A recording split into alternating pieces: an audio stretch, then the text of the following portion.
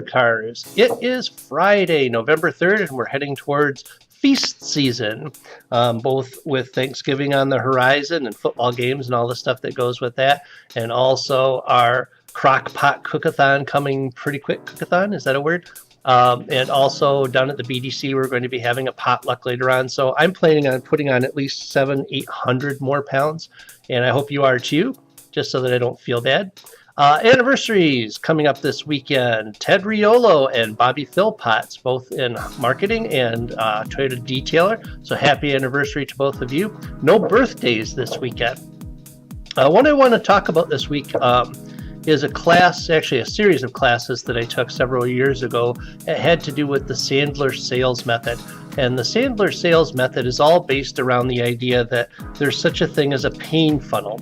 And the idea behind a pain funnel is you help the customer through a series of probing questions determine where their pain is coming from, and so that they can self-identify that the pain came about because of a choice that they made, quite often a choice of a competitor, for example, or that they held off on doing service on a vehicle, and that's why things are happening right now that are bigger problems than they would have been originally, or that they maybe bought a vehicle from another dealership and the dealership disappointed them. It's not meant to scold the customer or anything. You say almost nothing. All you're really doing is asking questions and allowing the customer to discover on their own that they made a bad decision, so that they don't make that decision again. And so when you come back with fixes for each one of the problems that they've identified, you come across as the doctor in the scenario, and you're the person who's helping them solve things.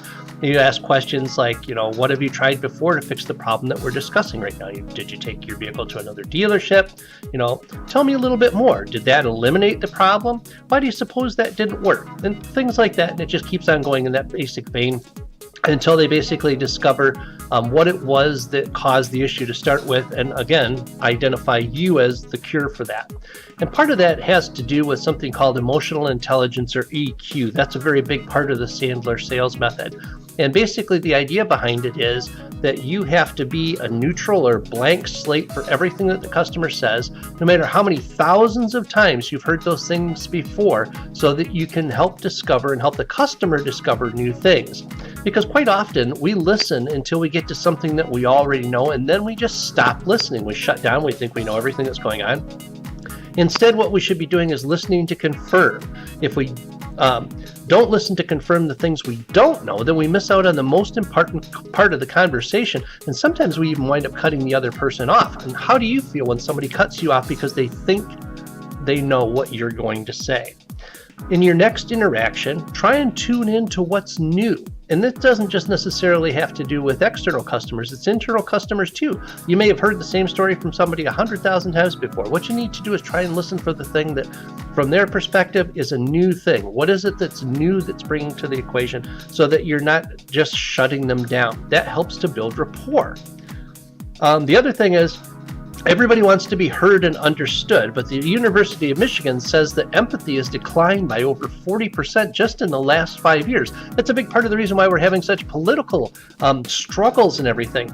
We're basing everything on something other than how the other person feels. What words do we use to acknowledge that not only what the customer is saying, but how they're feeling? Usually the facts aren't the things that are in dispute. The facts themselves could be very simple, but focusing on how the customer views the impact of those facts, how it impacts them, their day, their family, their ability to get to work, what's going on in their life. We need to look at things from the customer's viewpoint, not from our own. How did it impact them, and what can we do to make that impact better? The other thing is, you need to keep a little bit of emotional distance. Saying I see doesn't necessarily mean I agree, and you don't necessarily have to agree with the customer. All too often these days, if your opinion isn't like mine, it becomes a confrontation, and that's unnecessary.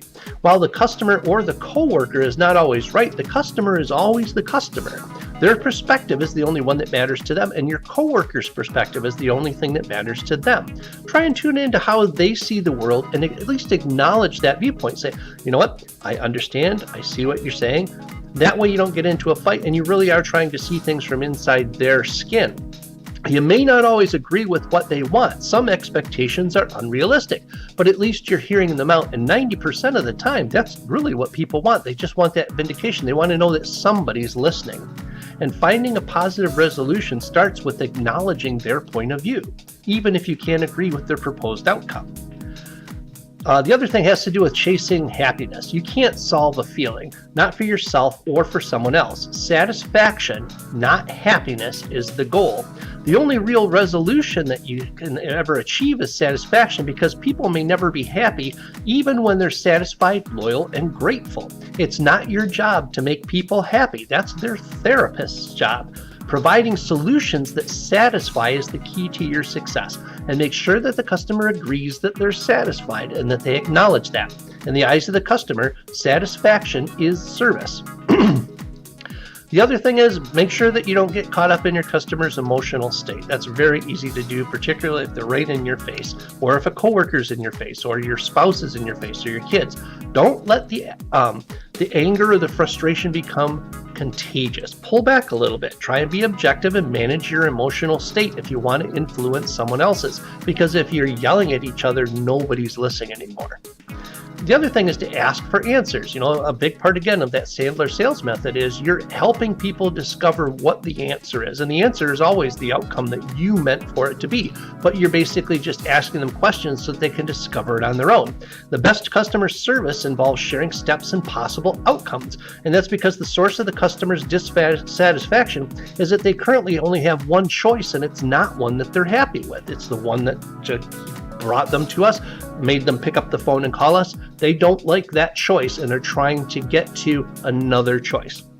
Asking for preferences allows the customer to control the situation, feel like they have control, and also over the solution. So it's not something that's just sitting on you. You're coming at the solution together.